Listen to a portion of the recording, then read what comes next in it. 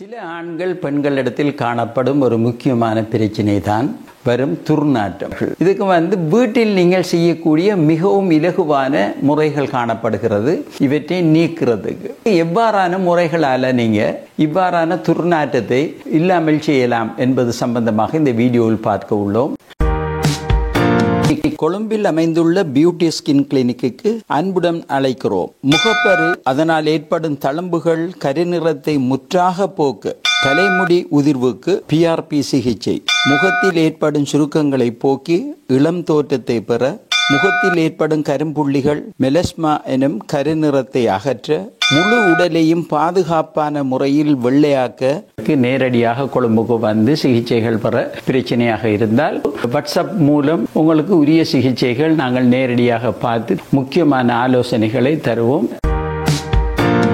ஆகவே எல்லோரும் யோசித்து கொண்டிருப்பது இந்த ஸ்மெல் வாரது இந்த வேர்வையால் மாத்திரம்தான் என்று. அது உண்மையில் அவ்வாறு அல்ல. இந்த ஸ்மெல் ஏற்படுறதுக்குரிய முக்கியமான காரணத்தில் ஒன்று வியர்வையாக இருந்தாலும் வியர்வையோடு சேர்ந்து எங்களோட அந்த அக்குள் பகுதியில் காணப்படும் பாக்டீரியாக்கள் அந்த ஸ்மெல்லை உண்டாக்குகிறது. அந்த பாக்டீரியாக்கள் அதிகமாக காணப்பட்டால் அந்த ஸ்மெல் மிக அதிகமாக காணப்படும்.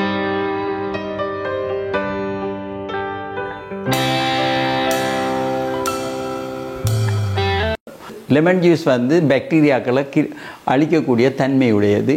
இந்த நேரடியாக பாவிக்காமல் இதை நீங்கள் தண்ணியோட மிக்ஸ் பண்ணி இதை நீங்கள் பாவிக்கலாம். தண்ணி எடுத்து தண்ணீர் அதே 1 டேபிள் ஸ்பூன் நீங்கள் போட்டால் ஒரு 3 டேபிள் ஸ்பூன் தண்ணியோடு சேர்த்து மிக்ஸ் பண்ணுங்க. 1க்கு 3 விதத்தில். மற்றது ஒரு ஸ்ப்ரே பாட்டிலில் போட்டிருந்து ஸ்ப்ரேயாகவும் நீங்கள் அடித்து அப்படி பாவிக்கலாம். அல்லது நேரடியாக அதை தொட்டு நீங்கள் 2 ஆம்பிட்லேயும் போட்டும் அப்படி பாவிக்கலாம்.